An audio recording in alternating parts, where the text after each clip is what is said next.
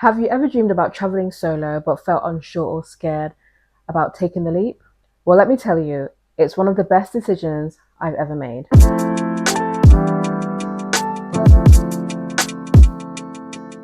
Hi, I'm Janine, a female solo traveler from London, and I've traveled to places like Jamaica, Rwanda, and Thailand.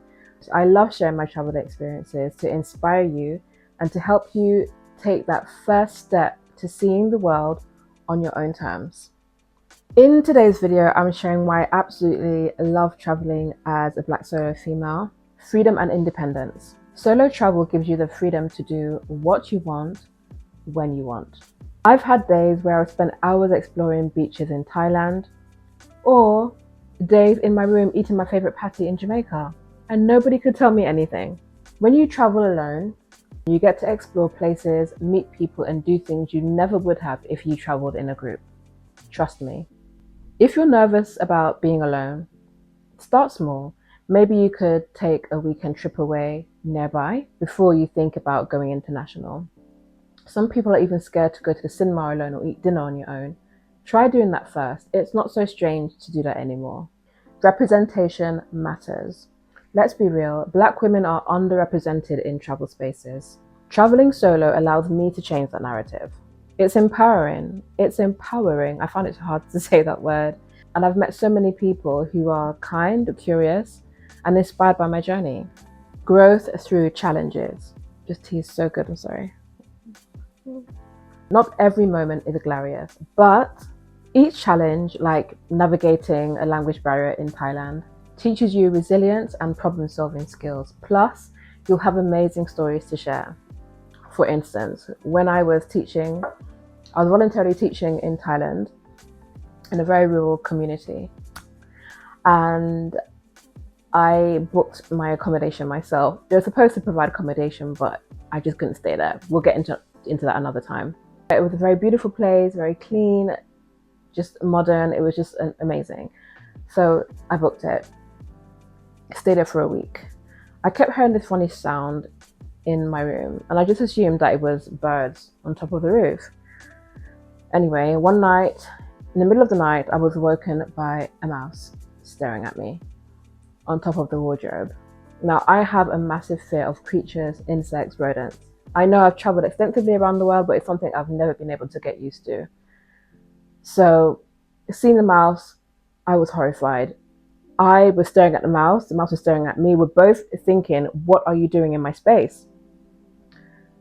But what made it worse is that it was like after midnight, everywhere was closed, everywhere was dark, and the mouse proceeded to run down the wardrobe into my clothes. And I was just like, I was freaking out. Even speaking about it right now, it gets my heart racing. So anyway, because everyone was sleeping, there was no one to turn to. So I just sat in the foyer by the reception area outside, because it's all kind of outside. And I just sat there thinking, what am I going to do? Eventually, the owner's son came out and saw that I was having some issues. And the only way we could communicate was by Google Translate. So I Googled, in the Translate app, I put mouse in room. He looked at me in shock and he came into the room. He translated no mouse. Every time he turned his back, the mouse would reappear. Every time he looked, the mouse would disappear. It's like they were playing hide and seek.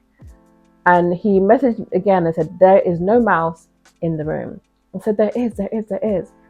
So he went outside, he was making a call to find what they can do to get rid of the mouse for me.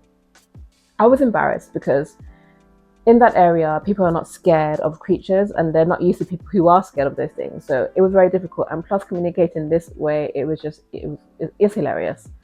Not at the time, but now looking back, it is. Anyway, he finally saw the mouse and managed to get rid of it for me.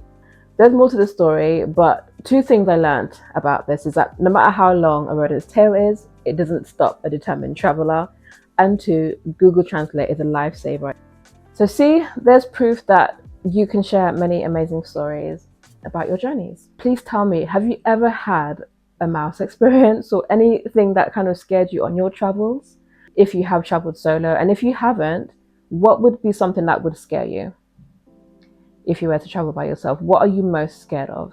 So if you've ever thought about solo traveling, especially as a Black woman, I'd say go for it, because it's exciting, it's scary, it's challenging, but it's all worth it. Don't forget to like this video, subscribe for more content, and hit that notification bell so you don't miss my upcoming series about my 7 weeks in Thailand. Thank you for watching. Bye.